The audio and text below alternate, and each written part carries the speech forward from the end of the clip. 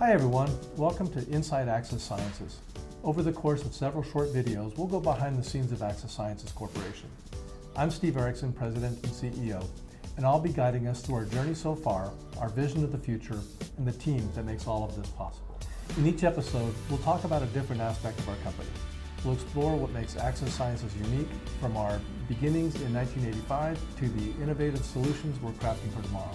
In this episode, I have the distinct honor of sitting down with somebody who not only dreamed of Access Sciences, but turned that dream into reality, our founder and chair of the board, Janice Anderson. Janice's early vision of her and her relentless pursuit of excellence have shaped the company into what it is today. So let's dig right into the origins of Access Sciences and learn about our founding. It's good to have you here, Janice. Thank you, Steve. Glad to be here. Okay. What inspired you to start Access Sciences, and what was your initial vision? Well, I was inspired to be truthful because I was in an unhappy job situation. I had had some prior opportunity to provide some consulting services using my library and information science background. So I decided to resign my position and hang up my shingle as Access Information Associates. This was in April of 1985. My initial vision was twofold. One, to form a company that would provide consulting services and staffing augmentation services to small and medium-sized businesses. I also formed something that a lot of people don't remember at all, but I do. It was called Houston Engineering Library Project, HELP. And it was designed to be the off-site library for small companies that could not afford to have access to certain materials, specifically engineering standards and publications, and then to do online research for those companies. The staff augmentation and consulting was side by side Houston Engineering Library Project. And my vision was to grow a business that would have legs of its own, not dependent on me. I always said if I had wanted it to be dependent on me, I would have named it Anderson Consulting with an O. That was my vision, and I think a good many parts of that are still in place. All right. Can you tell us about the early days of forming the team? How did you find and choose the people who shared your vision? That's a really important question. I initially kind of trolled the network of librarians that I had interfaced with when I was working for Brown and Root. My first hire was Robin Hollababelman, who was a librarian at Fluor. The second hire, who ultimately went to Exxon Chemical in a staff aug position, was Dana Smith. So I had interacted with both of them, and both of them were in a situation where they were about to be laid off or already had been laid off. So it was a good opportunity for me to bring in some quality, experienced people and provide a benefit to them as well. And who was your first client, and what did you do for them? My first client, actually two clients, kind of simultaneously, came to me while I was still officing in the house, which started in April of '85. We didn't move into office space until February of '86. The first client was a friend of mine from church, David Smith, who had bought some property near the construction site of the George R. Brown. And he wanted me to do research on what happens to property values when a big infrastructure activity is going on, because he was very near there. So that was before a lot of online stuff, so you could sit at your computer and pull up county records or city records, property values online. So I was moving around to different sites, to different cities, or calling people in different cities to get that information. My other client was my next door neighbor, who had just acquired the distribution rights for the mechanism to move the roof on a Mercedes sports car and close it down into the trunk. And he wanted to know who are the owners of that particular vehicle throughout Texas, specifically in the Dallas-Fort Worth area. So I did research, bought data for him, sorted it, and printed labels so he could mail them brochures. Wow. So that was while I was still at home, and then in February we moved into the first office space at 4710 Bel Air Boulevard. All right. It sounds like a lot of the early work was research oriented. It was, absolutely. So, every startup has its share of challenges. Can you share some of the hurdles that you encountered and how did you overcome them? The biggest challenge was getting a line of credit. I had to personally guarantee everything. A friend of mine ultimately got me to the right banker. I'd been told by 2 different bankers, got a wonderful business plan, but we don't fund startups. My friend, who happened to be an attorney, said, it's just amazing. You could go get a $20,000 loan on your signature to build a swimming pool. That swimming pool is only going to eat up money forever. There's no way a swimming pool is going to make money, but a business has a chance. He ultimately connected me with the right banker, and about 4 years later, that bank went under. But I moved on. Very good. Was there a defining moment or a pivotal decision that you thought maybe significantly changed the direction of Access Sciences? Steve, I don't know that it changed the direction, but I think it helped to establish a foundation. In '86, when we officially incorporated, which was a number of months after I formed the company Access Information as a DBA, doing business as, I decided that I needed to have directors to be accountable to.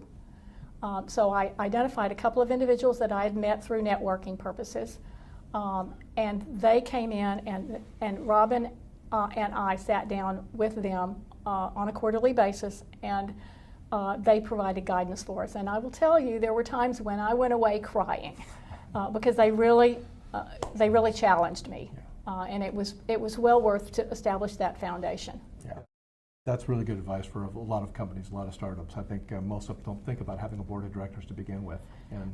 And I personally needed the accountability factor, so that when I said I was going to do something, they were going to hold me accountable. And they were going to also provide guidance and redirection when I needed it.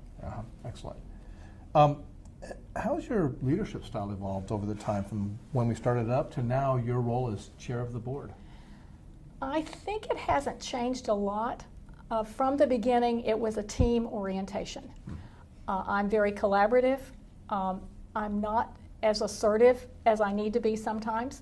I like people to come up with solutions and perform independently. And given that, I think there are inherent challenges in getting people on board. Not everybody is a team player or wants to be a team player. So, unfortunately, there were times when people had to move on to their next opportunity because it was definitely a team orientation from the get-go. All right, very good. How has the industry changed over this time, and how has the company adapted to the change?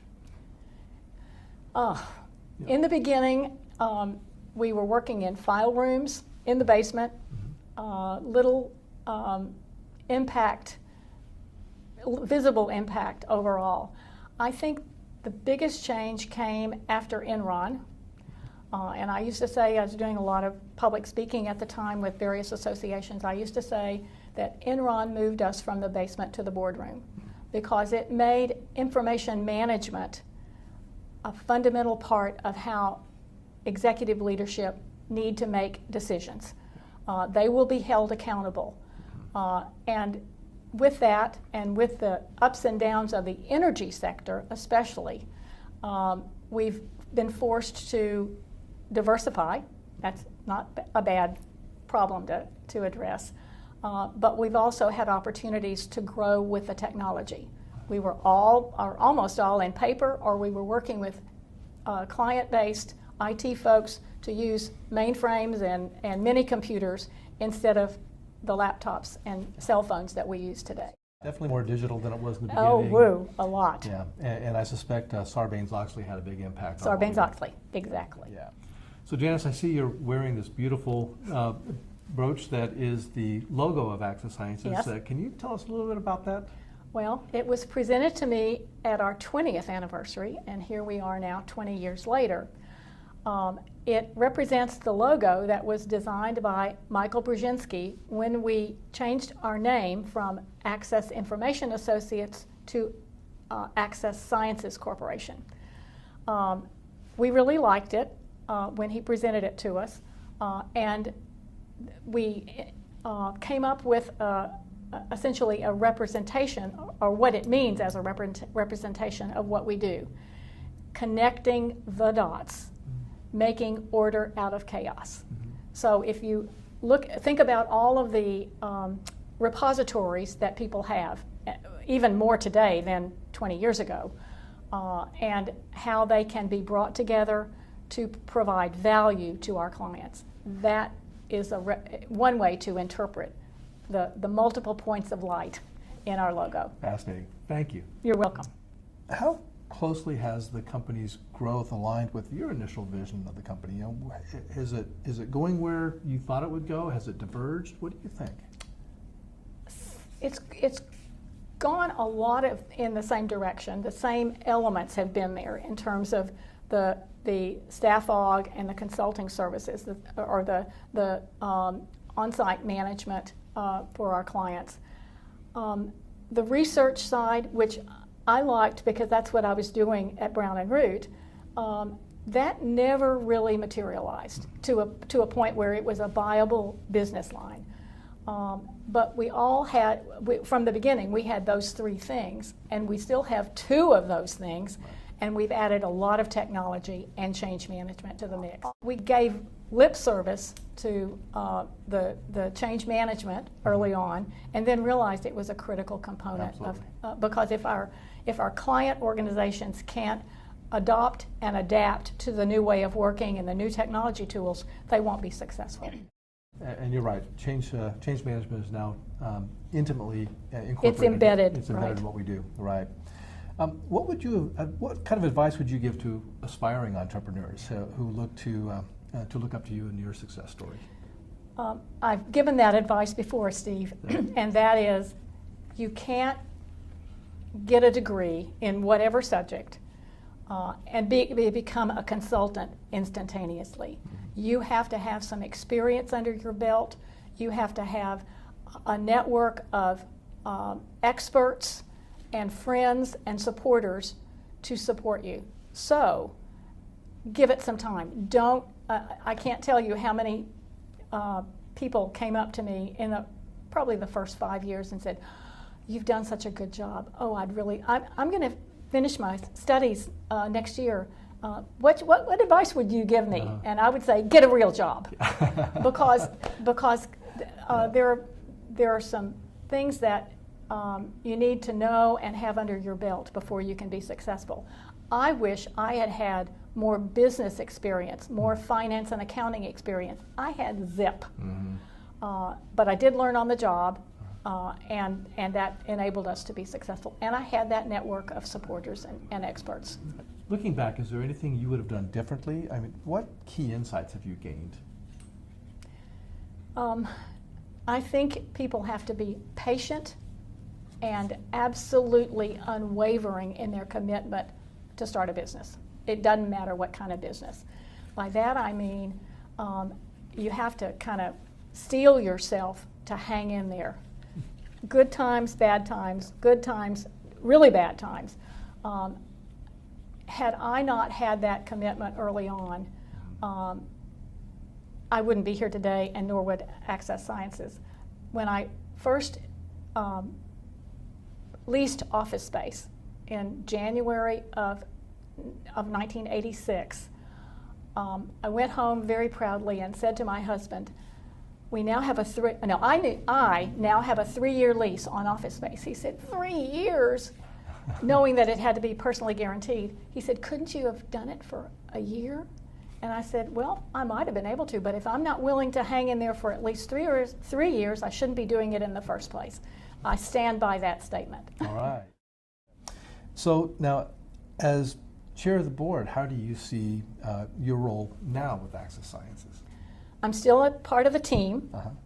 The team is broader with outside people who have different levels of expertise, different specialties.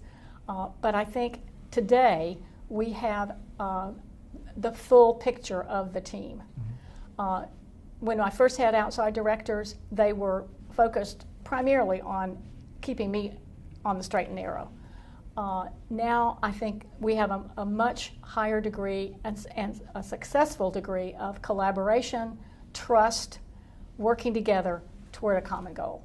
And that goal is to make Access Sciences successful and continue to grow. Excellent. And what do you hope your legacy will be with Access Sciences? I don't think I expect to have a legacy. I do expect Access Sciences to continue. I've been retired now for 10 years. I like retirement, but I'm still having fun serving on the board, and I continue to do that, and not look in the rearview mirror, nor have really high expectations for myself in the future. And I probably have to slightly disagree with you on leaving a legacy, because I think you have left a good legacy, and it's very clear that we have the stamp and the portrayal of Janice Anderson in the company. It's a good thing. So, Thank you, Janice, Steve. thanks for sitting with me.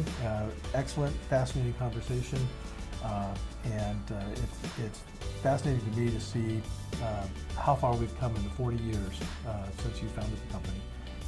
You know, I was only 12 when we started. Right. Right. So thank you, and thank you all for joining us, and look forward to continuing videos as we explore other aspects of Access Sciences. Thank you. Thank you, Steve.